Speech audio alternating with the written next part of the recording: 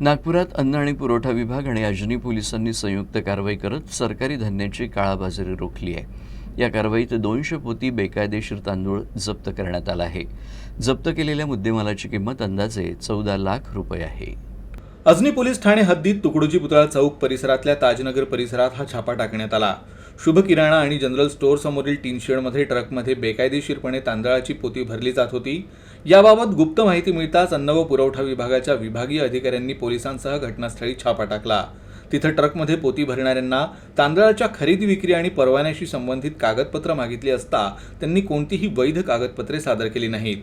तपासात हे तांदूळ मोहम्मद वसीम मोहम्मद रफी यांचे असल्याचं समोर आलं। चौकशीत त्यांनी देखील कोणतीही वैध माहिती दिली नाही। यानंतर पोलिसांनी ट्रक आणि तांदळाची सर्व 200 पोती जप्त केली। अजनी पोलिसांनी आरोपीविरुद्ध जीवनावश्यक वस्तू कायद्याच्या कलमांखाली गुन्हा दाखल केला आहे। सध्या पोलीस या प्रकरणाचा अधिक तपास करतायत।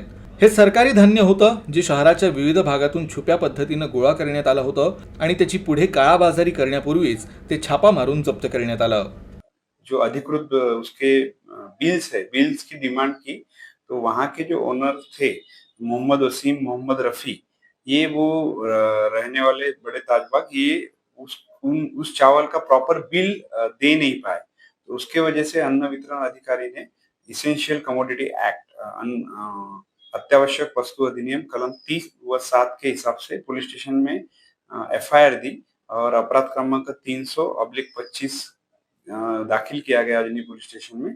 और इसमें तकरीबन 25-25 किलो के 200 बोरी चावल और एक ट्रक आयशर ट्रक, 10 चक्का आयशर ट्रक, इस तरह एक टोटल 14 लाख का मुद्देमाल जब्त किया गया।